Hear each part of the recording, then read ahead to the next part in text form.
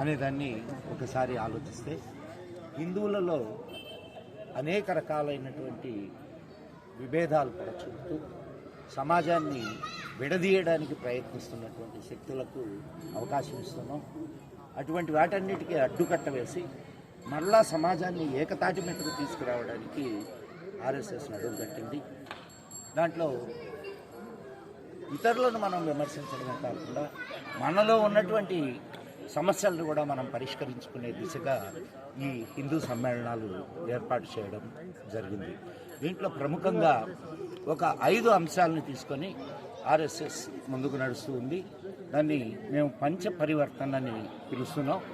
1 సామాజిక సమరసత, 2 పర్యావరణం, 3వది కుటుంబ పరివర్తన, 4వది స్వదేశీ, 5వది పౌరవిధి.